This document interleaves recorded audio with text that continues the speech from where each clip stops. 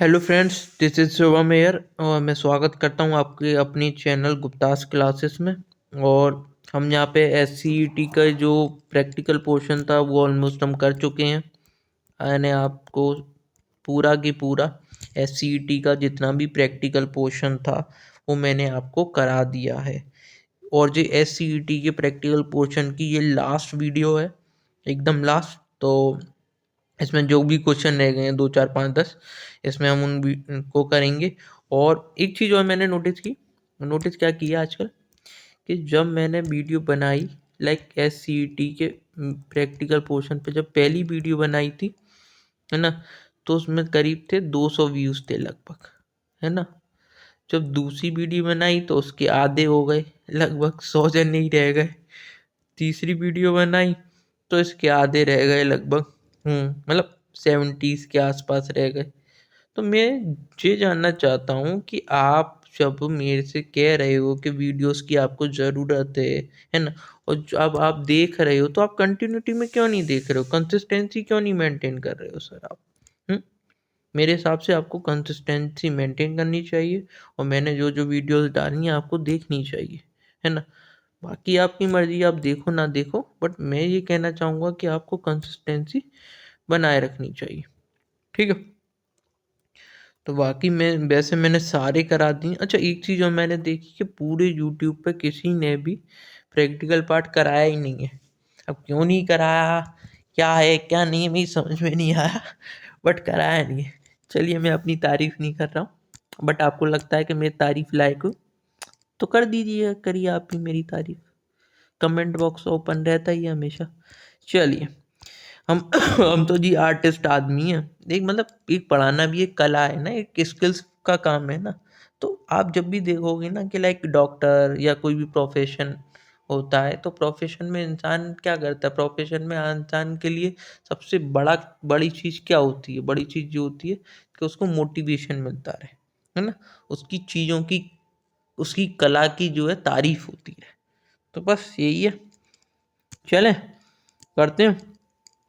इस वाले क्वेश्चन में स्टैंडर्ड डेविएशन निकालना है। स्टैंडर्ड डेविएशन निकालना वैसे आपको बहुत लोगों को आता होगा, तो देखते हैं। देखो, स्टैंडर्ड डेविएशन निकालने के लिए हम क्या करते हैं, पहले स्टेप में निकालेंगे हम अर्थमेटिकल अर्थमेटिकल मीन।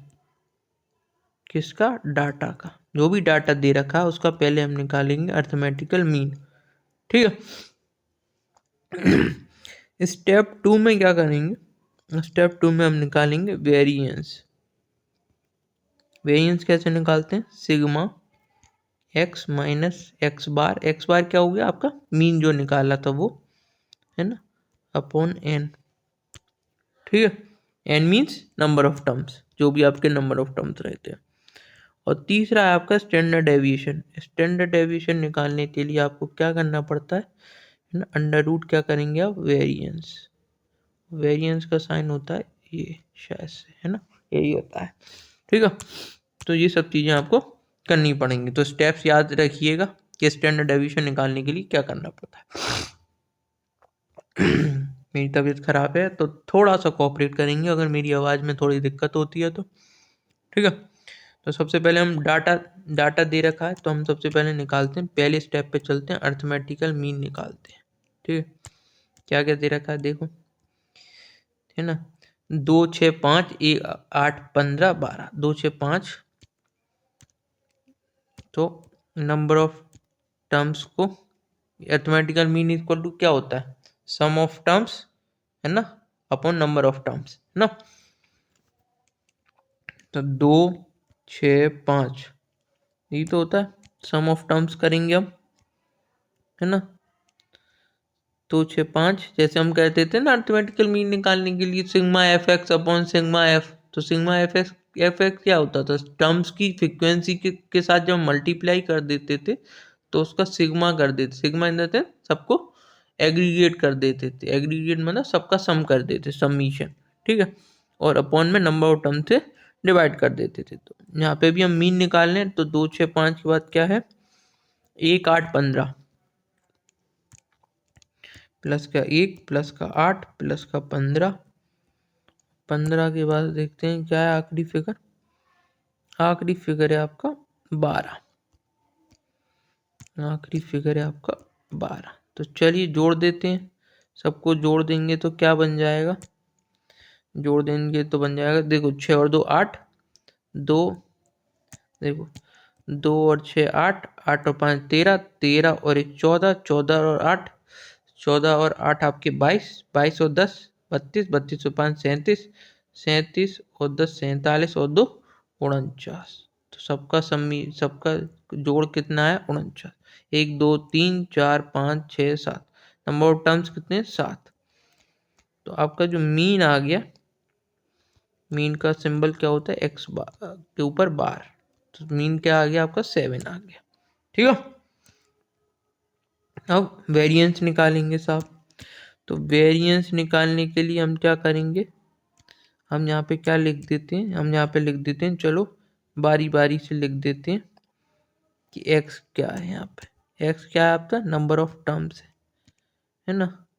तो x में क्या है, चलिए लिख देते हैं 2 6 5, सॉरी 2 6 5, 2 6 5, 1 8 15 12, 1 8 15 12, 1 8 15, जो हो गया आपका 12।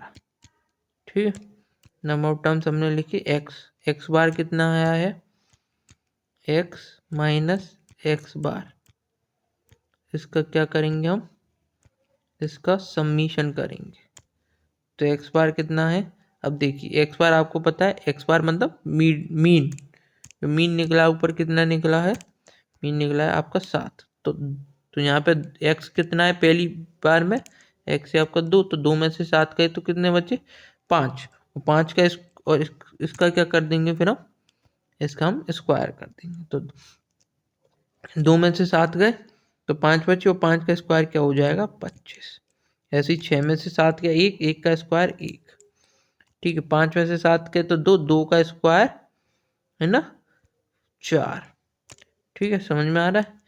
1 में से 7 गया तो कितनी हो 6, और 6 का स्क्वायर हो गया आपका 36। ठीक है, 8 में से 7 गए 1, 1 का स्क्वायर 1, 15 में से 7 गए 8, 8 का स्क्वायर हो गया 64। ठीक है, 12 में से 7 गए 5, और 5 का स्क्वायर हो गया 25।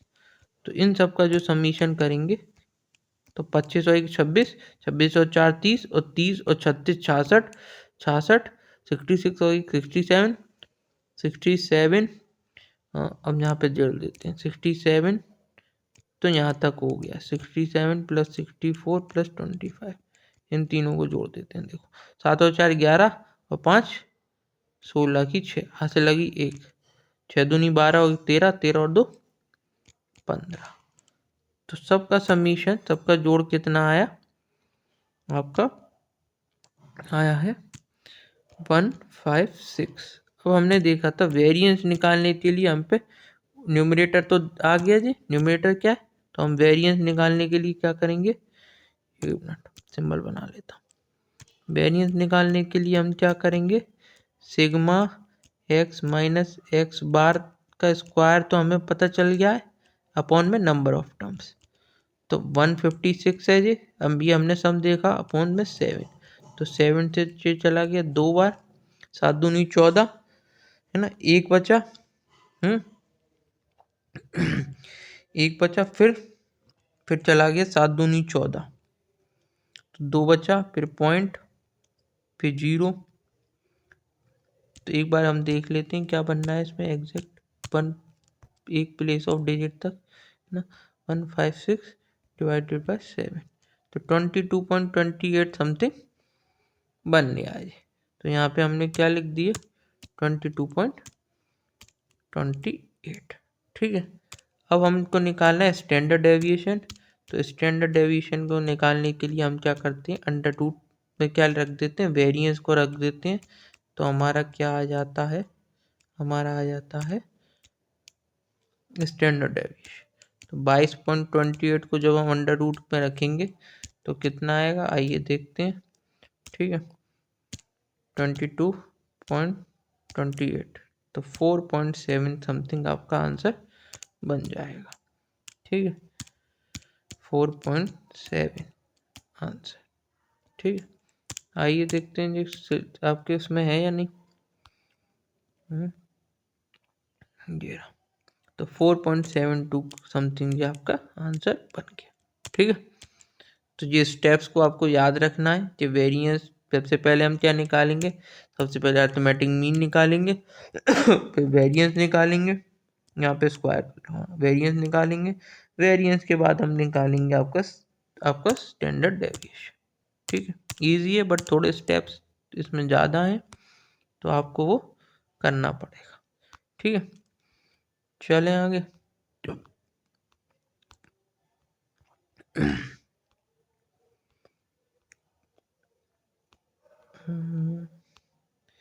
क्वेश्चन मेरे ख्याल से रह नहीं गए हैं ज़्यादा क्वेश्चन। मैंने जितने भी अच्छे अच्छे क्वेश्चन थे या जितना भी था आपका प्रैक्टिकल पोर्शन वो लमसम मैंने करा दिया। है ना, हम नीचे जा रहे हैं ऊपर जा रहे हैं, ये समझ में नहीं आ रहा। नीचे ही जा रहे हैं, चलिए देखते हैं कोई क्वेश्चन मिले तो। क्वेश्चन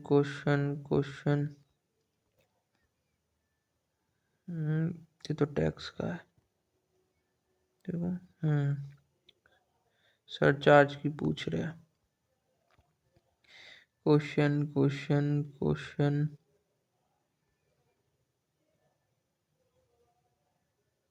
ये वाला तो हमने अभी किया है ना। अच्छा, हम ऊपर चले गए थे नीचे आने की वजह। चलिए ये वाला देखते हैं।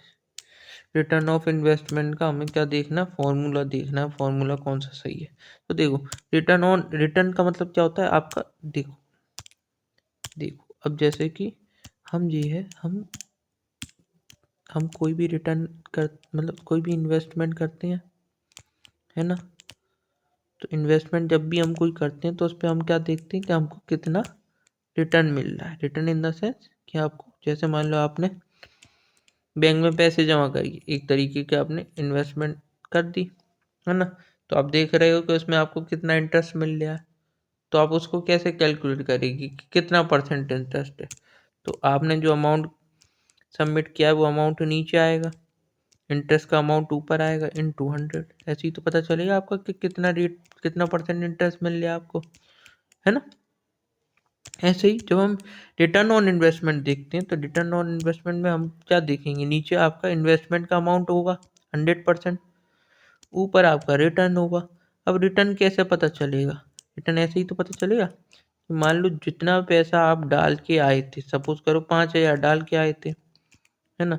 अब उसकी वैल्यू हो गई 8,000, है ना। तो इनिशियल में जो डाला था और अब जो वैल्यू हो गई है, तो करंट की जो पोजीशन है उसमें से अगर आप इनिशियल वाली स्टेज को माइनस कर दोगे तो वही तो आपका एक तरीके से रिटर्न है, रिटर्न अपॉन इन्वेस्टमेंट इनटू 100। चलिए देखते हैं, आइए कौन सा फॉर्मूला यहाँ पर दिख रहा है सबके से अच्छा।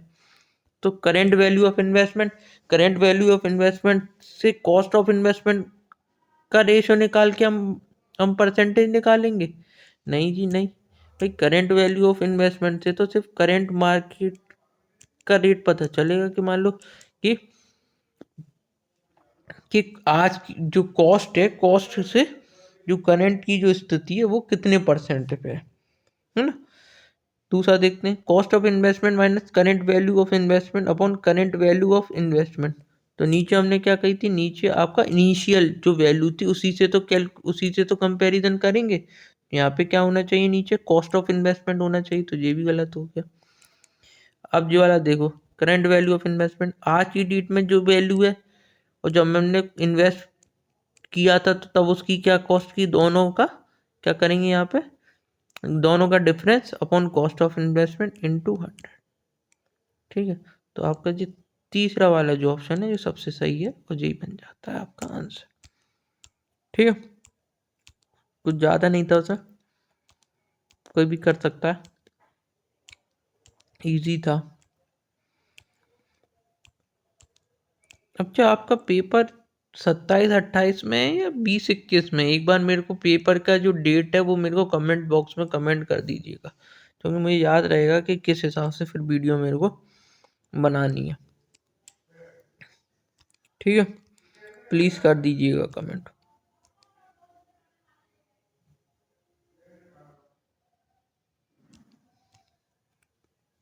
जी यस, ठीक है।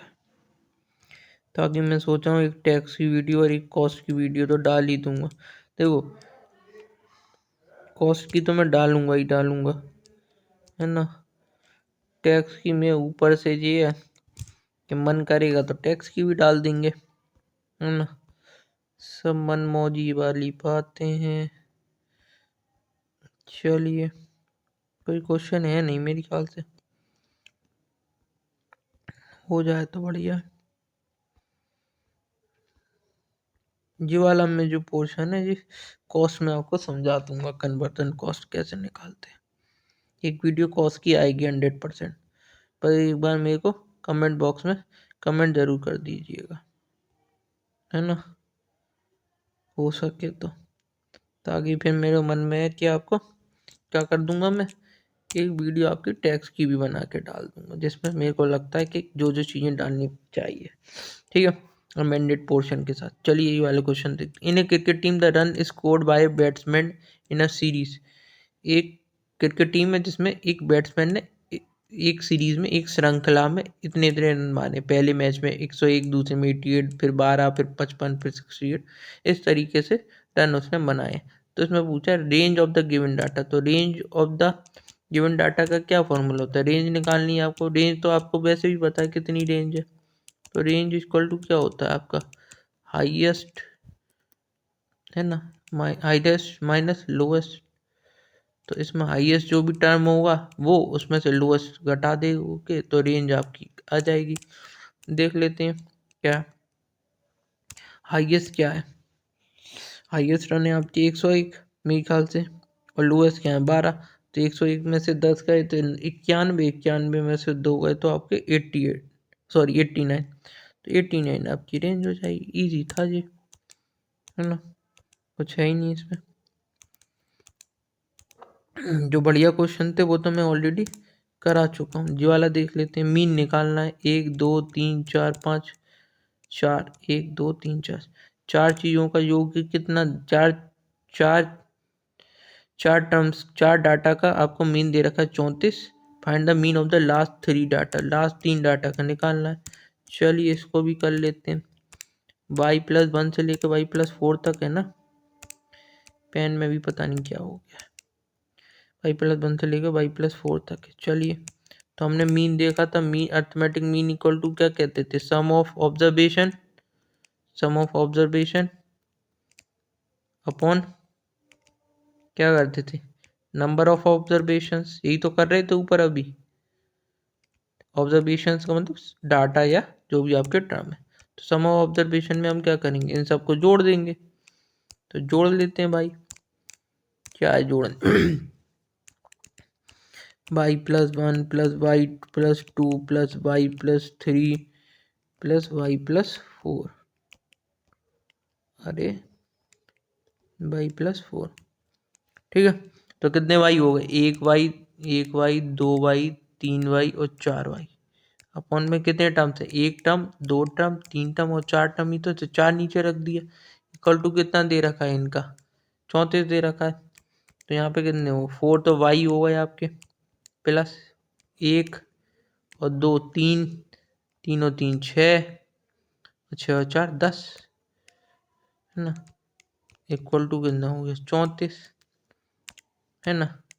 अपॉन में क्या है आपके, अपॉन में आपके क्या 4। तो 4 यहाँ पे मल्टीप्लाई हो जाएगा, मल्टीप्लाई कर देते हैं, है ना। 4y+10 इक्वल टू कितना हो गया, 4 चौक 16 की 6, यहाँ से लगी 1, 4 दिए 12 और 1 13, 136 हो गया। ठीक है, 4y इक्वल टू हो गया आपका जी, यहाँ पे जाके माइनस हो गया तो 126 हो गया। y equal to 126 upon 4, 126 divided by 126 divided by 4 हो गया, तो 4 से ये चला गया 3 बार, 4 3 12, 6 उतारी तो 4 एकम 4, 2 आ गई तो 31.5 आ गया आपका y की वैल्यू है 31.5। पर हमें किसका निकालना था, हमें अर्थमेटिक मीन निकालना है आपका। कहाँ गया ये तो क्वेश्चन, और पता नहीं कहाँ खो जाते हैं क्वेश्चन क्वेश्चन क्वेश्चन, कहाँ गया, ये रहा। लास्ट की 3 चीज़ों का निकालना है, तो लास्ट की 3 चीज़ें क्या है, y+2, y+3 और y+4। ठीक है, y की वैल्यू आ गई है आपकी 31.5, 31.5, और ये कितनी है, 2 और 3 5 और 4 9। ठीक है, 9 तो ये 9 जोड़ेंगे ना, ये लास्ट की 3 संख्या का एक तो निकालना है वह मीन, तो लास्ट की 3 का निकालना है तो लास्ट की तीनों को जोड़ लो। ठीक है, तो हमने देखा कि लास्ट की 3 में 3 बार y आ रहा है ना, कहाँ गया कैलकुलेटर, लास्ट की 3 में कितनी बार आ रहा है, 3 बार y आ रहा है, तो 31.5 इंटू 3। ठीक है, और प्लस के 9, यही तो बनेगा। समझ में आई या नहीं आई, आ रही है नहीं आ रही समझ में भाई, मीन दोबारा से निकाल दो, एक एक y की वैल्यू पता चल गई ना, मीन दोबारा निकाल दो, है ना। मीन दोबारा निकालने के लिए क्या करना पड़ेगा भाई, y+2 plus y+3 plus y+4, है ना, कितने टर्म से आप 3, इसका दोबारा निकाल दो, और y की वैल्यू तुम्हें पता ही है, तो 3 बार y आ रहा है तो 31.5 इंटू 3 कर दो, प्लस ये देख लो ये 2, 2 और 3 5 और 4 9, 9 ऐसे जोड़ दो। ठीक है, तो कितना आ गया, अभी मैंने देखा 103.5। अब जो 103.5 है, अब कितने टर्म्स हैं ये, 3, 3 से डिवाइड कर दो, तो नया मीन कितना हो जाएगा आपका 34.5। ठीक है, नया मीन हो गया आपका 34.5। वैसे मैं इस पे वीडियो एक पल को मैंने सोचा था बनाऊं, एक पल को सोचा था नहीं बनाऊं, क्या करेंगे, क्योंकि इजी इजी से क्वेश्चन रह गए हैं, ये तो तुम आप अपने आप कर लो। फिर मैं सोचा यार कि सोने की करके पीतल की नहीं करनी चाहिए कभी, जब आपने सब कुछ करा ही दिया है तो एक वीडियो और बनाने में क्या जा रहा है, सही है नहीं।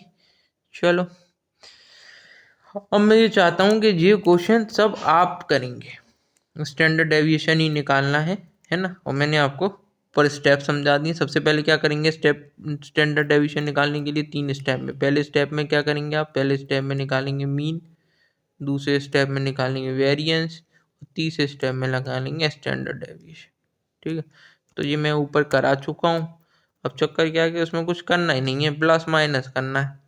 प्लस माइनस करने के लिए आप कहोगे तो मैं कर देता हूँ, और इसमें खावा का वीडियो लंबी बन जाएगी, है ना। मैं चाह रहा हूँ सॉरी, मेरे गले में थोड़ी दिक्कत है। मैं चाह रहा हूँ कि ये सब चीज़ें आप अपने आप कर लो, जो वाला तो अपने आप करना बनता है यार, इतना तो कर दोगे मेरे लिए, मैं चाह रहा हूँ अब, है ना। प्लीज़ मेरे लिए इतना करो, है ना, मैंने भी तुम्हारे लिए किया है। लाइक आपको लगता है कि मैंने आपके लिए मेहनत की है, तो आपको भी मेरे लिए एक क्वेश्चन तो खुद से करना चाहिए, है ना। तो वो वाला क्वेश्चन आप कर लेना। ठीक है, अगर दिक्कत हो तो मुझे कमेंट बॉक्स में बता देना, मैं उसको फिर आपको एक 5-7 मिनट का वीडियो, अगली वीडियो जो भी बनाऊंगा उसके साथ डाल दूँ।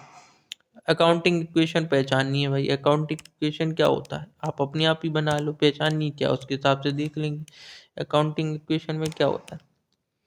अकाउंटिंग इक्वेशन में आपको पता है, इस साइड बैलेंस शीट देखो, बैलेंस, आज पेन क्यों नहीं चल रहा है, खराब हो गया है क्या जी, है ना। इस साइड, इधर देख लो, 1 मिनट, इधर ले आता हूँ, इधर चल जाएगा, है ना। इस साइड होते हैं आपके एसेट, इस साइड होती है लायबिलिटी, है ना, है ना। तो लायबिलिटी में हम क्या प्लस करते हैं, लायबिलिटी कैसे आती है, कैपिटल प्लस लायबिलिटी, है ना, इनका जोड़ और एसेट का जोड़ बराबर होता है, तो एसेट्स इक्वल टू हम कह सकते हैं कैपिटल प्लस लायबिलिटी, है ना। अब देख लो, ढूंढ लो, ये इक्वेशन होती है, क्या है, asset equal to liability plus own capital दे रखी, इनर इक्विटी मतलब कैपिटल ही है एक तरीके से, है ना। बाकी में क्या दे रहता है, asset equal to liability minus expense, ये तो है ही नहीं। Owner's equity equal to asset अगर माइनस लाइबिलिटी होता, एसेट माइनस लाइबिलिटी होता तो सही हो जाता, वरना ये गलत है। ठीक है, और लाइबिलिटी इक्वल टू क्या हुआ, एसेट माइनस ओनर्स इक्विटी होता तो सही हो जाता। तो इसमें ऑप्शन क्या बन गया, जी बन गया क्वेश्चन के हिसाब से। ठीक है।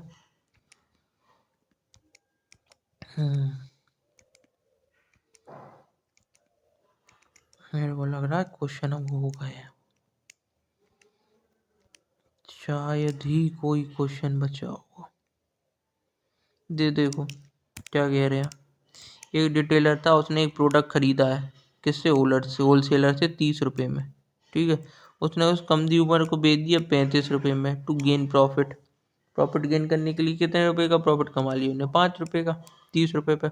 तो जी कौन सी टाइप का प्राइसिंग मेथड है यूज हुआ है यहाँ पे, क्या वैल्यू प्राइसिंग मेथड यूज हुआ है, computation based pricing method use हुआ है, demand based pricing method use हुआ है, या मार्कअप प्राइसिंग मेथड। तो ये हो गया markup pricing method. Markup pricing method में क्या मतलब क्या है, कि आपने क्या किया है, आपने जो जो कॉस्ट थी, है ना, उस पे आपने क्या कर लिया है, एक मार्कअप, उसको बढ़ा के मार्कअप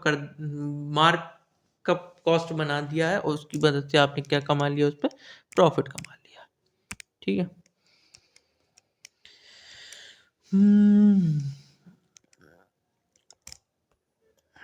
ये चलो एंटी वेंटी तो तुम्हें सबको आती हूँ, इजी सा क्वेश्चन है। Which entity use passed if Rahul purchased office furniture for 1 lakh and made the payment by check? बताओ कितना इजी इजी से क्वेश्चन आ रहे हैं, बताओ। राहुल ने ऑफिस का फर्नीचर खरीदा 1 लाख का, ठीक है, चेक कर तो पेमेंट दे दिया चेक का। तो भाई बिजनेस के लिए खरीदा है, तो बिजनेस के लिए खरीदा है तो एसेट है, तो एसेट अकाउंट्स डेबिट, है ना। हम पे क्या आ रहा है, एसेट आ रहा है, डेबिट व्हाट्स कम्स इन, तो एसेट हम पे आ रहा है, तो एसेट का अमाउंट डेबिट कर देंगे, फर्नीचर अकाउंट डेबिट। और जा क्या रहा है, चेक से पेमेंट किया तो बैंक नीचे आ जाएगा, तो जी आपका बन जाएगा। इजी से क्वेश्चन है। जो कॉस्ट ऑफ गुड सोल्ड का मैंने फॉर्मूला आपको बता दिया, देखो क्या था। सबसे पहले ओपनिंग स्टॉक होगा, फिर प्लस परचेस होगा, फिर डायरेक्ट एक्सपेंसेस होगा, माइनस क्लोजिंग स्टॉक होगा, ऐसा कुछ होगा। देखो सेल्स, सेल्स माइनस, अगर यहाँ पे ग्रॉस प्रॉफिट होता तो भी सही हो जाता, बट यहाँ पे तो डायरेक्ट एक्सपेंस क्लोजिंग स्टॉक पता नहीं क्या ले रखा है। ठीक है, तो ये गलत हो गया। सेल्स माइनस करके अगर ये सब कुछ दिखा देता, opening stock plus purchase minus closing stock को दिखा देता तो भी शायद करेगी, पर उसमें हमें फिर देखना पड़ता कि कोई चीज़ कॉन्ट्राडिक्ट तो नहीं कर रही है, साइन वगैरह देखनी पड़ती, पर ये गलत है तो गलत है। दूसरा वाला देखो, purchase plus indirect expense, indirect expense कभी भी पार्ट नहीं बनते कॉस्ट ऑफ गुड सोल्ड का, ये याद रखना। ठीक है, स्टेटमेंट में पूछ ले या क्वेश्चन दे के पूछ ले कि इनमें से कौन सा जो है वो इनडायरेक्ट, जो COGS का पार्ट नहीं बनेगा, तो इनडायरेक्ट एक्सपेंस पार्ट नहीं बनते, तो ये गलत हो गया।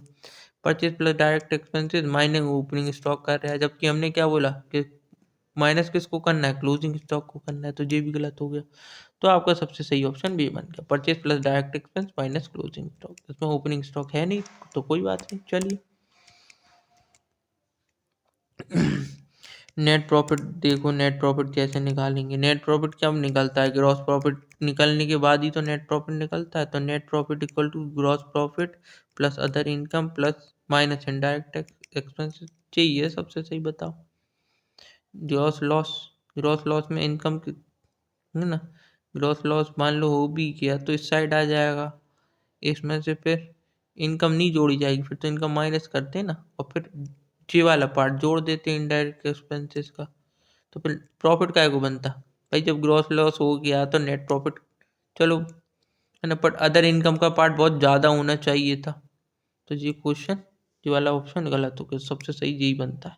ठीक है, डायरेक्ट एक्सपेंस नीचे माइनस होंगे नहीं, क्योंकि ग्रॉस प्रॉफिट निकालने में ही हमने सारे डायरेक्ट एक्सपेंसेस को माइनस कर दिया होगा, फिर से माइनस करते हुए दिखा रहे हैं, तो ये भी नहीं बनेगा।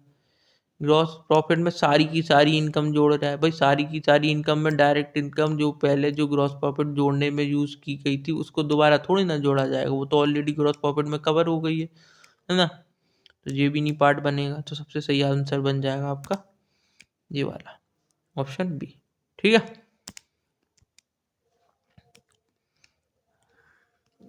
चलिए मेरे ख्याल से अब ख़त्म होने वाली है ये श्रृंखला। आपको के साथ मतलब जो भी था हमने जैसा भी आपकी हेल्प करी हो, अच्छा लगा हो तो लाइक कर दीजिएगा। आपको हमारा कंटेंट आपको हमारा सेशन अच्छा लगता है तो भाई लाइक तो, अगर आप ये वीडियो देख रहे हो तो लाइक ज़रूर कर दीजिएगा, ठीक है, अगर देख रहे हो तो, है ना। लाइक करने में कितना ही समय जाता है गुरु, हमें तो मोटिवेशन मिल जाता है ना। अच्छी बात है। चलिए क्लोजिंग स्टॉक निकालना है।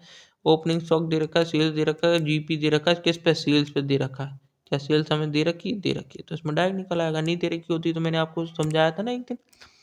चलो क्या निकालना है, क्लोजिंग स्टॉक निकालना है ना। तो ओपनिंग स्टॉक, चलो ट्रेडिंग बना लेते हैं चूल्हे में जान दो। सेल्स कितनी है, 50,000 की। ओपनिंग स्टॉक कितने का है, 10,000 का, ठीक है। ग्रॉस प्रॉफिट कितना है, जीपी, जीपी आपका 25% ऑफ सेल। 25% का मतलब हो गया 1/4, है ना। 1/4 ही तो हो गया 50,000 का। देख लेते हैं कितना आ रहा है 1/4 जल्दी से, इससे थोड़ी चीज़ें जल्दी हो जाती हैं इस वजह से।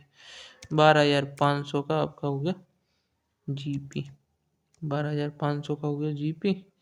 ओपनिंग स्टॉक हो गया, परचेस हो गई आपकी 50,000 की, ठीक है। सब चीज़ें हो गई। चलिए 50,000 और 10,000 60,000, 60,000 और 10,000 17,000, 17,000 और 2,500 72,500। 72,500 में से 72,500 में से आपने 50,000 घटा दिए तो कितने बचे, 22,500 का आपका क्या आ गया, क्लोजिंग स्टॉक आ गया।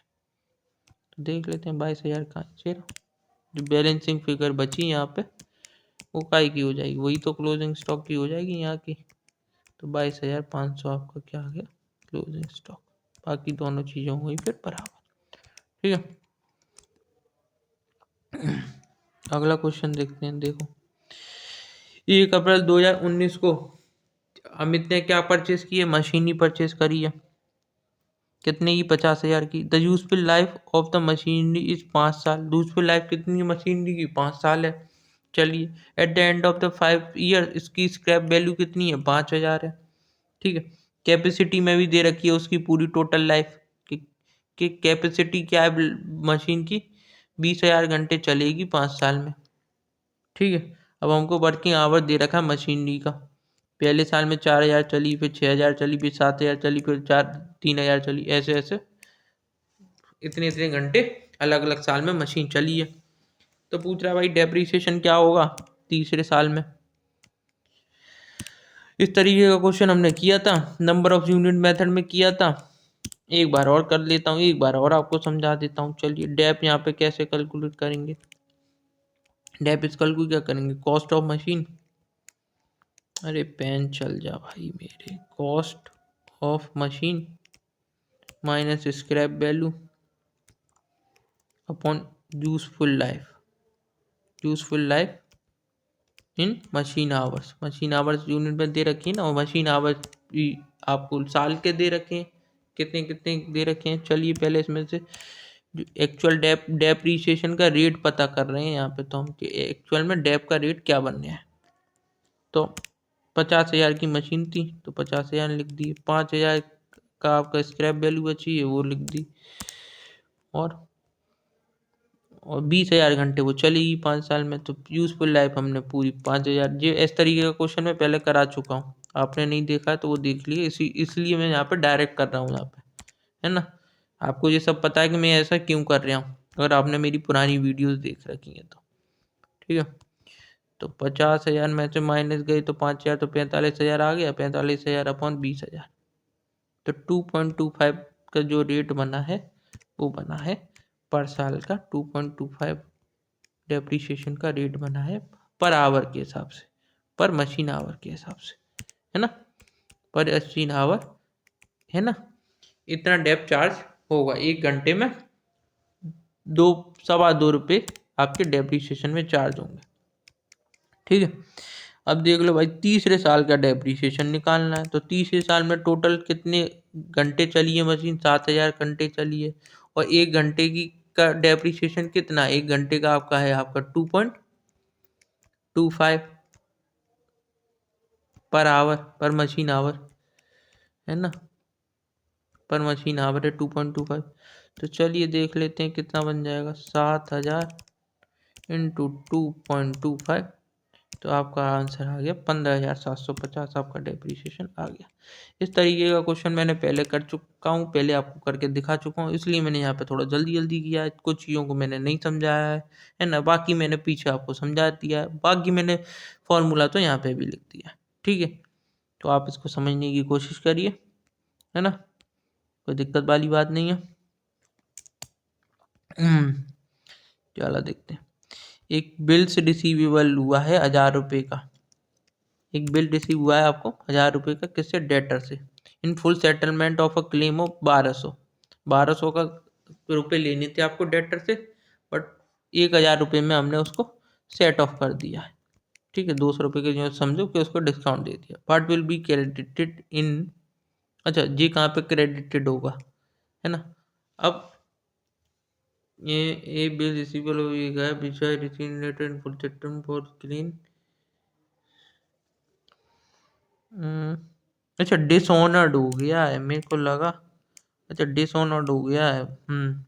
देखिए अगर ये नॉर्मल बिल होता तो हम कहें में नॉर्मल, जब रिसीव हुआ होगा भाई, पहले डिसऑनर्ड एकदम से तो वो नहीं किया होगा, जब आपने डेटर से बिल लिया होगा तो आपने उसकी एंट्री कहाँ की होगी, बीआर बुक में की होगी, जब आपने बीआर बुक में की होगी तो बीआर बुक में आपने चढ़ा दी होगी।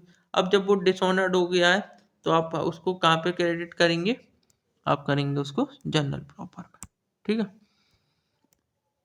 ये सब बेसिक्स हैं, ये आपको आते होंगे।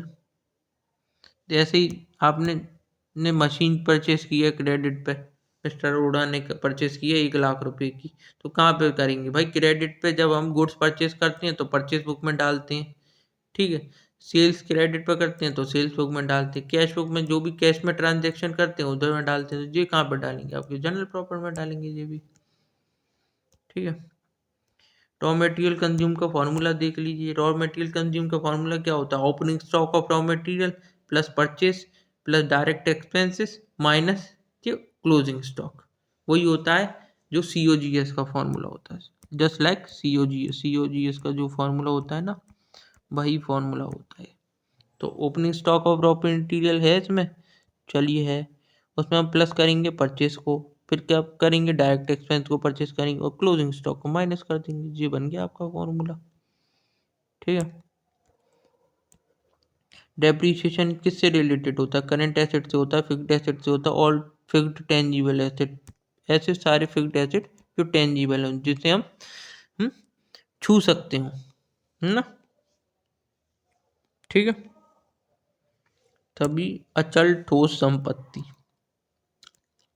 ठीक है, ये सब इजी इजी सी चीजें हैं। ठीक है, चलो जो वाला भी देख लेते हैं। रजनीकांत और गोपीनाथ पार्टनर थे। ठीक है, रजनीकांत और गोपीनाथ पार्टनर थे, कितने रेशो के, 2:2 की। उनकी कैपिटल दे रखी 1,00,000 और 1,60,000। उनको मिलनी चाहिए थी 9% interest on capital before distribution of the profit, profit distribution करने से पहले, है ना। उनको क्या है, उनको 9% इंटरेस्ट ऑफ ऑन कैपिटल मिलनी चाहिए। हुआ क्या है, ड्यूरिंग द ईयर उन्होंने प्रॉफिट कमाया 15,600 का, before allowing any interest on capital, capital देने से पहले का जो प्रॉफिट है वो पूरे साल का कितना, 15,600। But is the profit proportionate to the partners, अब कितना कितना प्रॉफिट मिलेगा पार्टनर्स को, प्रॉफिट की बात कर रहा है ना।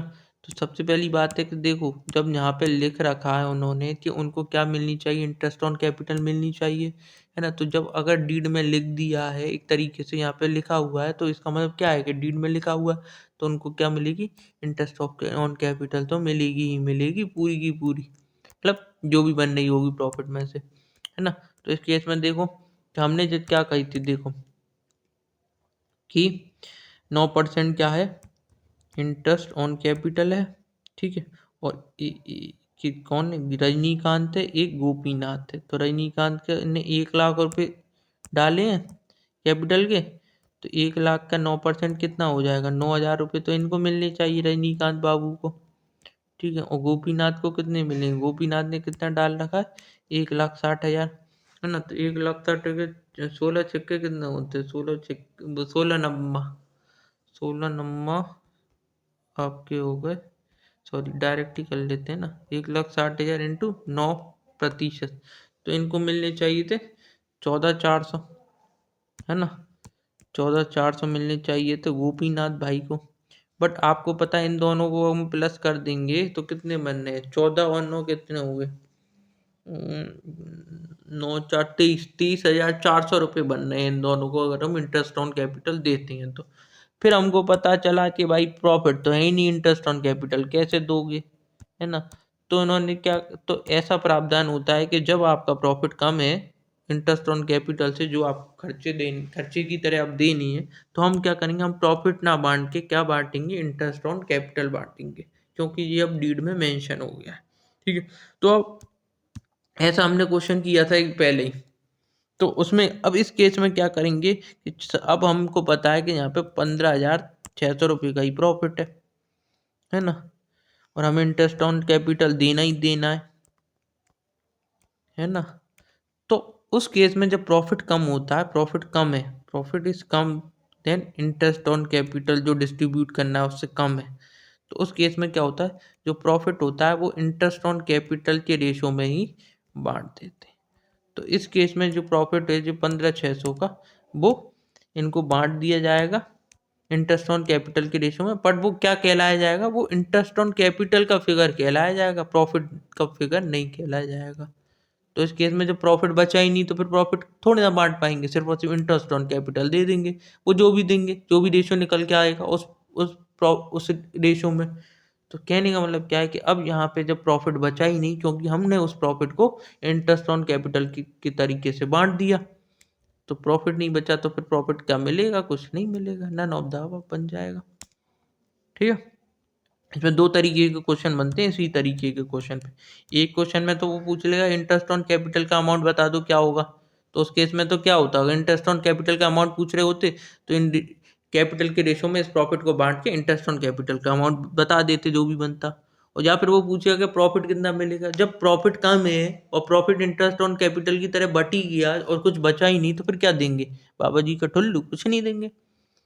ठीक है, बताओ ऐसा ही यूनिट पूछ रहा है यहाँ पे, ऐसे क्वेश्चन भी आते हैं।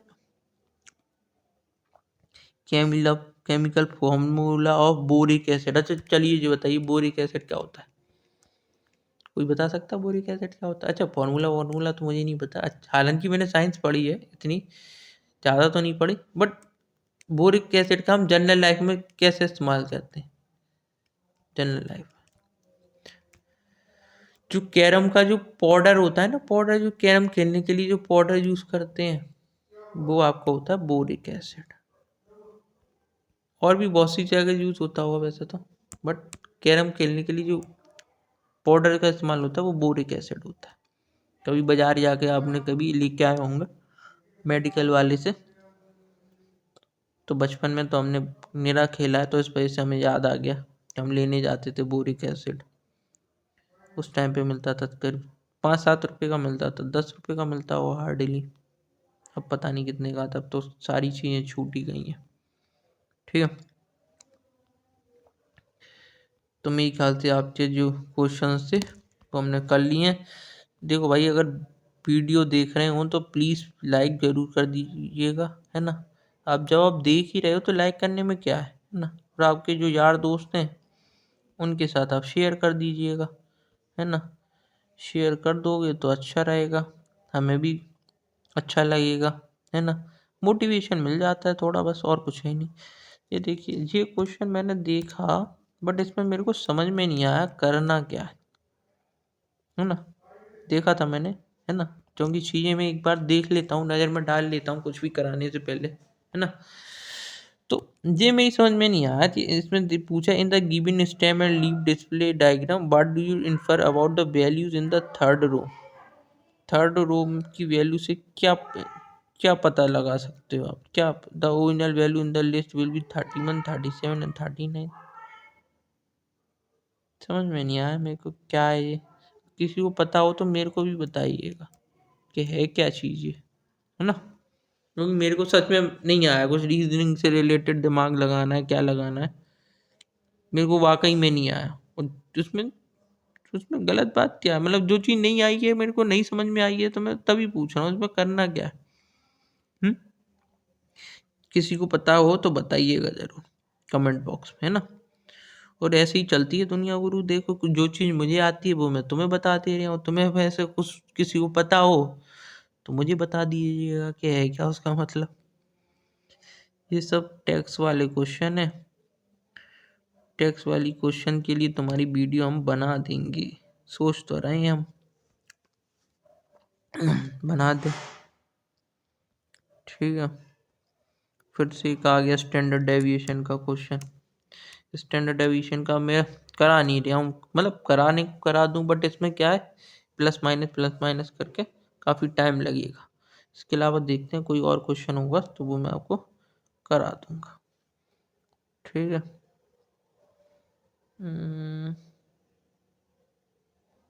ये देखते हैं, एक इन्वेस्टर क्या है, एक इन्वेस्टर होल्ड कर रहा है 50 शेयर एक कंपनी के, एंड द कंपनी ने डिक्लेयर किया 1.5 शेयर देगी वो, एक शेयर के बदले में बोनस शेयर देगी।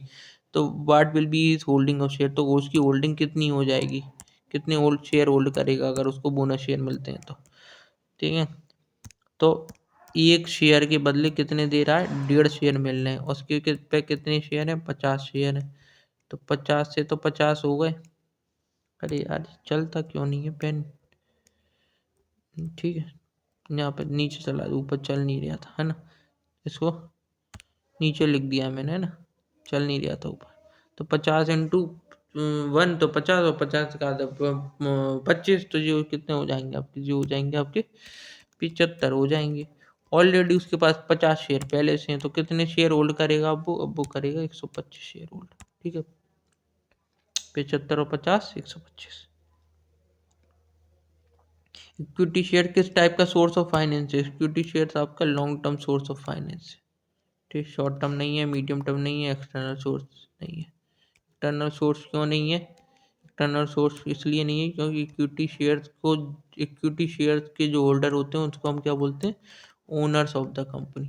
जब हम मालिक हैं तो मालिक बाहर के तो हो नहीं सकते, तो एक्सटर्नल सोर्स भी नहीं है। अगर यहाँ पे डेट होता तो उसका आंसर क्या हो जाता, डिवेंचर होता या डेट होता तो उसका आंसर हो जाता आपका एक्सटर्नल सोर्स, है ना। लॉन्ग टर्म सोर्स भी बन सकता है वैसे तो, फिर क्वेश्चन उसी हिसाब से सेट होता फिर जो भी होता। ठीक है, चलें वाइंड अप करें सेशन को, कोई क्वेश्चन तो नहीं है अब।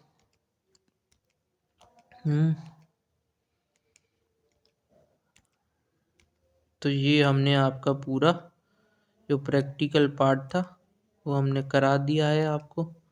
आप इत्मीनान से वीडियो को एक बार देखें, 2 बार देखें, या 50 बार देखें, है ना, आपकी मर्जी।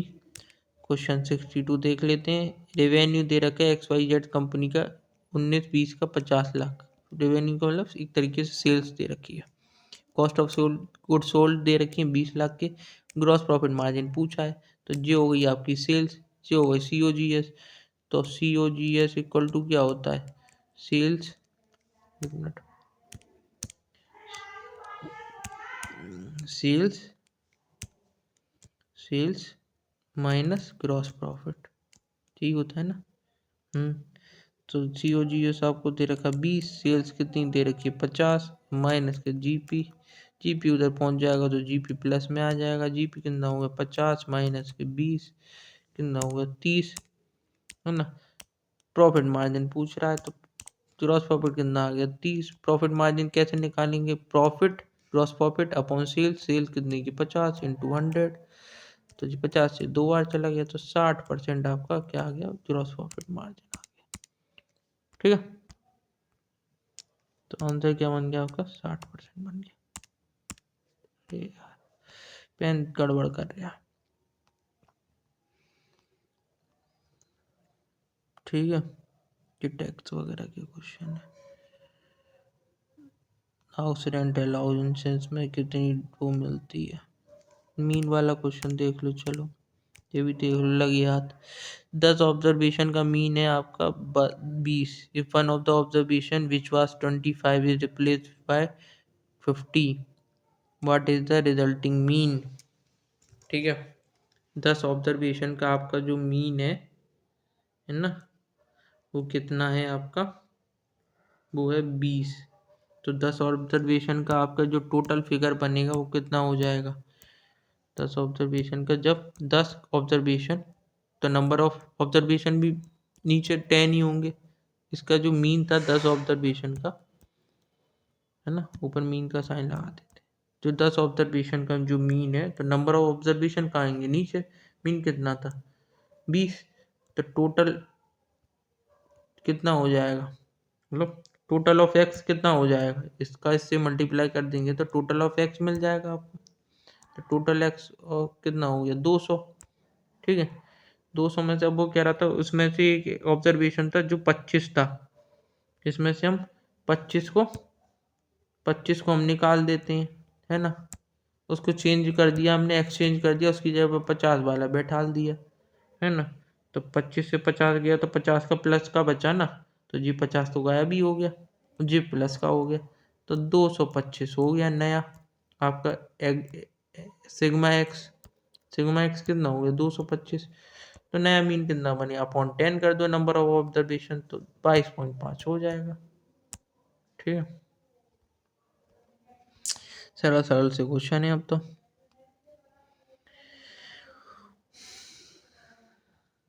मीडियन निकालना, चलिए मीडियन भी निकाल दें आपके लिए। ठीक है, निकालें या कर लोगे, जो क्वेश्चन अब आप कर लेना। देखो मीडियन निकालने के लिए सबसे पहले क्या करते हैं, असेंडिंग ऑर्डर में लगाएंगे। ठीक है, असेंडिंग ऑर्डर में लगा दो पहले इन सब डाटा को। ऊपर मैंने एक क्वेश्चन समझा दिया था, उसके हिसाब से कर लेना। असेंडिंग ऑर्डर में लगाओगे, फिर देखोगे नंबर ऑफ टर्म्स कितने, तो 1 2 3 4 5 6 7 8 9 10 नंबर ऑफ टर्म्स कितने। एन इक्वल टू क्या है, इवन। तो इवन होता है तो हम क्या करते हैं, मीडियन निकालने के लिए हम क्या करते हैं, है ना, n+1 वाला टर्म लेते हैं, nth term, n+1th term, n+1/2 कर देंगे, है ना, और n+1/2 करेंगे, और जो भी टर्म आ रहा होगा उस, है ना, उन दोनों को लेके फिर उसका एवरेज निकाल देंगे, तो हमको क्या मिल जाएगा, हमको मिल जाएगा मीडियन मिल जाएगा। करके दिखाने की ज़रूरत है, मेरे हिसाब से तो नहीं है, तुम कर लोगे, इजी है, एक क्वेश्चन मैंने पहले करा दिया है, उसके हिसाब से कर लेना। ठीक है, पर मैंने एक क्वेश्चन करा दिया था, आखिरी वीडियो वही क्वेश्चन दे रहा हूँ जो मेरे को ऐसा लग रहा है कि तुम कर पाओगे आराम से। ठीक है जी, 5 बॉलर्स का वो दे रखा है आपको डाटा, इससे आपको क्या कैलकुलेट करना है, स्टैंडर्ड डेविएशन करना है, ये भी आप कर लीजिएगा। तो टोटल मैंने आपको 3 क्वेश्चन दे दिए हैं, 2 स्टैंडर्ड डेविएशन के और 1 मीडियन के। इनको आप कर लीजिएगा, कोई भी दिक्कत आए, ऐसा नहीं है मैं नहीं कराना चाह रहा हूँ, मैं कराना चाह रहा हूँ, बट आपको लगता है कि मेरे को कराने की ज़रूरत है तो मैं आपको करा दूंगा, कमेंट बॉक्स में कमेंट कर दीजिएगा। वरना मेरे को तो लगता है कि आप कर लोगे, और ये भी नहीं कर पा रहे हो तो फिर आप पेपर में कैसे करके आओगे बताओ। तो इसलिए मैं कह रहा हूँ कि कर लीजिएगा। ठीक है, सरल से क्वेश्चन दिए हैं मैंने तुम्हें करने के लिए। और अब मेरी इस वीडियो को, आपको मेरा कंटेंट अच्छा लगता है तो लाइक शेयर ज़रूर कर दीजिएगा। ये दोबारा से रिपीट हो गए हैं ये क्वेश्चन, ये वाला मैं पूछा था ना इसमें क्या होगा, तो ये वाला पेपर दोबारा से रिपीट हो गया। ठीक है ना। अच्छा जी, उसमें पूछा, देखो एक एक कॉन्ट्रैक्ट, एक वो होता है आपका बिजनेस लॉ में, एक वो है, एक एक्ट है आपका, उस एक्ट का नाम है इंडियन कॉन्ट्रैक्ट एक्ट, है ना, कॉन्ट्रैक्ट एक्ट 1972 करके एक एक्ट है।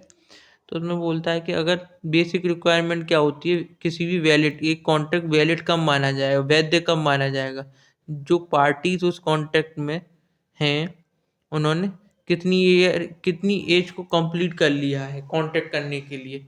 तो सबसे पहली बात है कि अब एक जब भी एक कॉन्ट्रैक्ट होता है तो उसमें इनकम्पिटेंट पार्टी, इनकम्पिटेंट माने जो योग्य ना हो, उसमें वो बहुत सारी ऐसी उसमें कंडीशन है। हम एक्ट पढ़ेंगे, कभी आपने पढ़ा हुआ तो आपको याद, जैसे वो माइनर नहीं होना चाहिए, ठीक है, और इंसॉल्वेंट नहीं होना चाहिए, ठीक है, और उसका कोई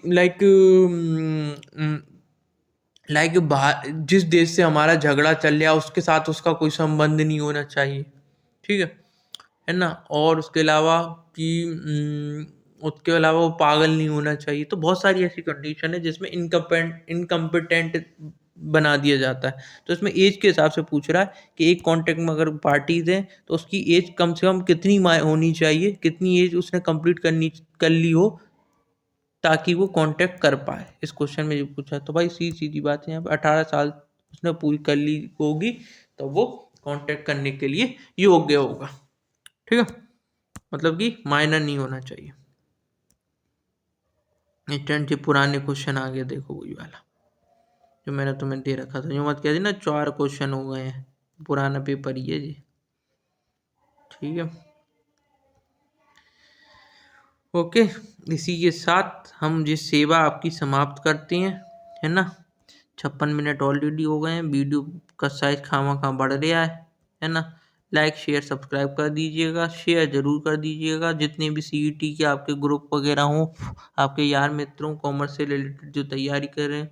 और मैं तो ये कहूँगा बाकी लोगों को भी ये वीडियो देखना चाहिए, क्योंकि कॉमर्स एक ऐसे सब्जेक्ट है जिसमें आप सबको बताए कि सिलेबस लगभग सबका एक जैसा होता है ना, और कहीं ना कहीं कॉमन रहता है सिलेबस।